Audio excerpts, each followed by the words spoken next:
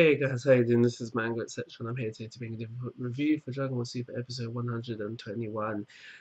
So it's Universe 7, including Frieza this time, versus these guys from Universe 3 who have quadruple fused into one being, and now this one being is really giant and is said to be not only powerful but fast as well, and not include in addition to its speed, it seems to have some like echolocation type abilities. Some was said to be similar to dolphins or I forgot the other thing that was mentioned. But because of this, that the majority of the episodes, because they were fighting the giant, was really the giant swinging and them dodging and missing and them trying to get hits in, but essentially failing to do that.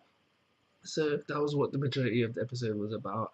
One thing I do want to mention about this episode was that we are unfortunately a member down. We lose Android 18 within this episode, and she sacrifices herself to save Android 17. That's sweet. I get that kind of vibe from it. But one thing that I did question was that why didn't Goku use instant transmission within this instant and save Android on Android 17? And the only reason why I even thought this thought during the episode is because he used it earlier to save Android 18 when she was about to be swallowed by this giant. Another thing I did think about that as well is that if this giant did manage to swallow Android 18, wouldn't that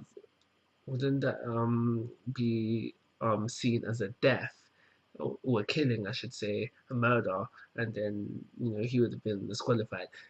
But yeah, so other than that, after Android 18 sacrifices herself to save the team, they rally together and just go for that last push to defeat this guy.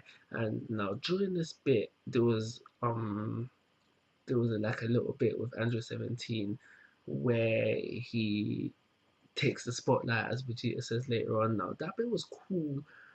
I don't know why I found that bit cool, but it was cool.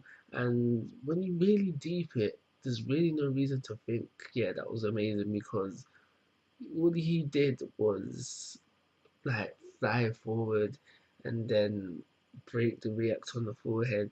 And I don't know why, but I don't know, maybe it was the background music, maybe the animation for that bit, maybe I've got a bit of a Android 17 fetish, but I like that bit. So they defeat this guy, and essentially that wipes out their universe. So they got to go through the whole universe getting wiped thing. And during this bit of the episode, we find out that their god of destruction, who we thought was a robot up until now, is actually a little guy within a robot controlling, and now he comes out during this bit, well, just before they get wiped, says a few words, and then he's gone. Now I don't know what that adds to. I guess he's coming back soon, but that was into it as well. So with Universe 3 now defeated, we are down to two universes left. Universe 7 versus Universe 11.